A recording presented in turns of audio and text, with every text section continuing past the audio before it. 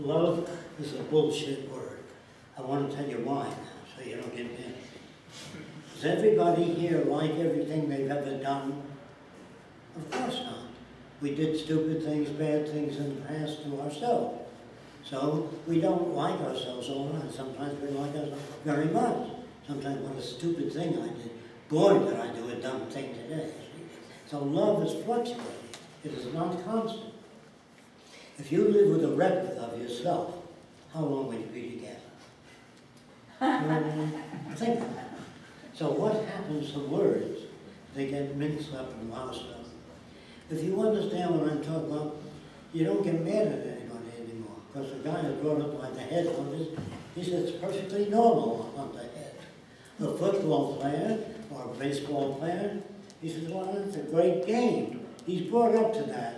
This guy's running with a ball the same goddamn day. No change, no growth. And we all go to see it. We said it was a great game. Because that's one way of controlling people. Have amusements out there to occupy their time. When people fight each other, oh, no, it's a great fight. You should have been in the auto races. There was a pile of 10 cars. They all blew up in the flames. You should have been there. You don't know what it is.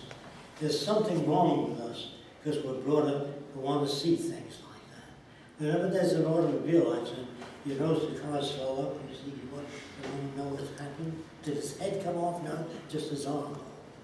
In other words, we are brought up to a very sick world with very sick values. And that's why we can't seem to solve our problems.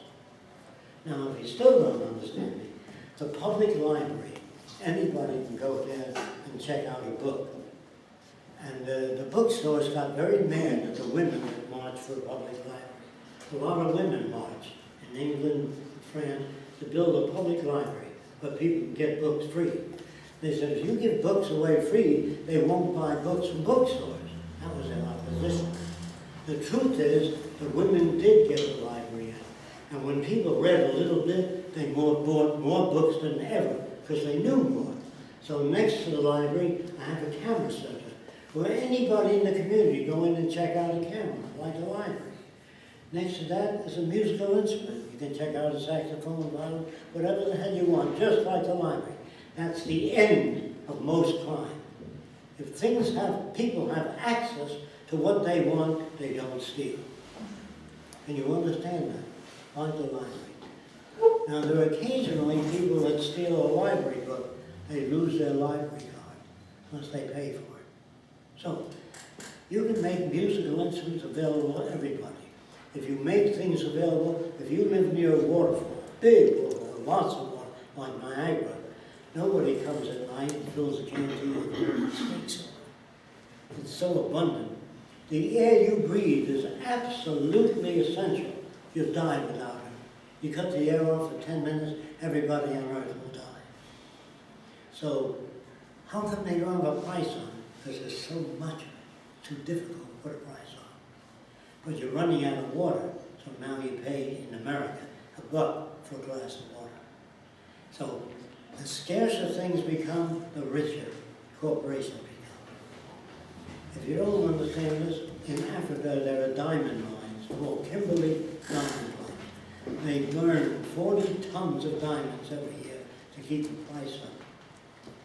That's the way they keep the price up. And women, the dress gets in spring, the dresses are long, the fall is out high. It keeps changing, so you're a constant consumer. And automobiles, they put a tail fin on the end of it instead of sensors. What you need on automobiles is sensors, so you know how far you are from another car.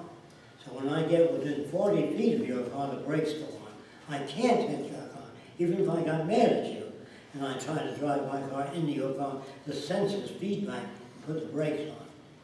We have signs today, I'll tell you about the Venus Project. It says, drive carefully, school children crossing. Well, when the kid presses the button, the pavement turns up like that. So no car can hit a kid. That's why we say we care. Our problems today are not political. They were 100 years ago. Today they're technical. A woman came up to me and said, there's too many machines in the world today. I said, I'm coming to your house tomorrow, pick up your washing machines, your refrigerator, and all your lamps. She said, oh, no, you're not. People don't even know how much they depend on machines. Airplanes, automobiles, you didn't invent them. You got them for nothing, just being born in an age in which technology exists. Everything you have today, your cameras, your car, your baby carriage, your lights, are all technical. I know of no politician that invented a way to grow food faster. I know of no politician that figured out a way to prevent war. I know of no politician that ever gave us anything at all. Don't take my word for it. Go up to any politician and say, how would you prevent cars from hitting each other? I don't know. How can you prevent war? I don't know. How to prevent crime? I don't. They don't know anything. Try it. And as long as you vote for people that are dumb as hell, like I said, Obama gave money to the banks and the wealthy corporations that created the problem. All the problems we have in America were made by the banks and the financial institutions. So he gives the money to them. Where did he get the money? From programs that would send kids to college, that would feed poor kids, that would give Medicare to poor people. They took that money and gave it to the banks. And the public is so ignorant, they don't even know what's happening. Just so you understand me better, they took sections in America called the Bill of Rights and the Constitution, and they read it in high schools to see what the kids think about it. And they said, it sounds like communist propaganda. It's the Bill of Rights, the American book. That's how stupid Americans are. I'm sorry to say that, but that's true of every country. So if you really want a world without war, you have to build different cities. All your streetcars are on the street level, all your buses. So every time you get to the corner, you have to stop. The red light goes on, and your fumes are coming out of your car. The oil companies love it. But if you had through traffic with trains 30 feet off the ground, so they don't have to stop at every corner. You know what I mean? The gasoline companies wouldn't like that at all. So there's nothing you can do that someone won't hate you for in this system. If you're a Lutheran, somebody will hate you. If you're a Catholic, somebody will hate you. If you talk Fresco's way, somebody will hate you. And they'll be gunning for you. Remember, Gandhi was shot. And Martin Luther King marched into the South. He didn't march there because somebody put $40,000 in the Swiss bank. He marched there because he believed in what he was doing. And we got to get people away from the money system. If a doctor says to you, your kidney has to come out, do you know that for sure? Or is he trying to pay off a new yacht or a new house? It's very hard to tell in the money system. I got just the car you're looking for. Salesman. Everybody out there is a salesman. If you get a dent in your car, he makes money straightening out the dents. If you can't see too well, somebody makes $100 selling your eyeglasses. These hearing aids cost about $6,000. I asked the company that makes them, how much does it cost to make? They said $3. Do you know that? So the world you live in is a predatory world. It's basically corrupt. If you don't understand me, if you steal a watch, say worth $150, and it's your fourth crime, you might be put in jail for 7 years. Now, how many watches does that cost? Putting a man in jail for 7 years, giving him medical care, food for 7 years, showers, hot water, bedding. It's cheaper to give him 5 watches and say, go enjoy yourself. Don't you understand how stupid we are? They get mad and they build weapons. You know, they asked a bunch of scientists, can you make an atom bomb? They said, we don't know. What do you mean you don't know? They said, well, we don't know what it takes. We're going to have to try the experiment. So they gave them all the money they need to make these terrible explosives. And Oppenheimer went to see President Truman. If you don't know this, President Truman had a hat store. He was a hat salesman, a jerk of the first order. And Oppenheimer said, why don't you drop the atom bomb 30 miles off the coast of Japan? Just show them what a terrible weapon you have.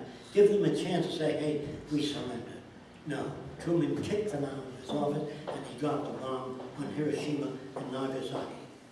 George Washington, the first president of the United States, had 300 slaves. Today he'd be arrested and crucified. So all these people that you brought up to believe in are good, decent human beings are anti-Christ. Everybody that goes to war, that does jury duty, that judges other people, would be anti-Christ. Because Christ said, love your enemy. I'm not religious. I'm just telling you the religious people don't even know what the hell they're reading. I'm trying to say, if you want a better world, you have to redesign your cities completely. So you can get anywhere in that city. Well, if you don't understand that, the Empire State Building takes 1 million people up and down every year to the top of the Empire State, and the elevators never crash. So what you have to do is turn your elevators out sideways. So you get in and dial the library, music, concert hall, wherever you want to go, and it takes you there. As long as people operated elevators, they turned the crank. I don't know if you remember that. They never quite got to the floor. And it would just, today you get in, press 20, and it stops exactly at the 20th floor. In the old days, if the doors closed on you, you were caught in the doors. Today, if they touch you, the doors back off. So technology is the answer to most of our problems. Will there be a government in the future? Not if the machines surpass the performance of humans. And they're not biased, meaning they have no prejudice. And people tell you, Hollywood anyway, that the machine's going to take over. They're getting smarter and they're going to take over.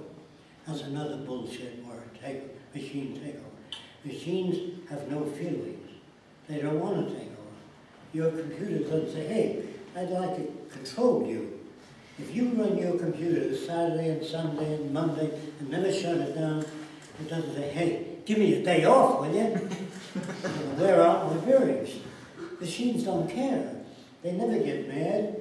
If you drive your car down a bumpy road and say, hey, give me a break, will you? You're shaking the car to pieces. They don't have emotions.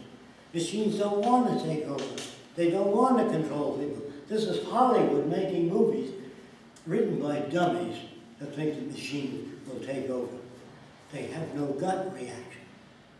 You understand? If I smash your computer in front of 50 computers, they'll say, we'll get you, Fresco.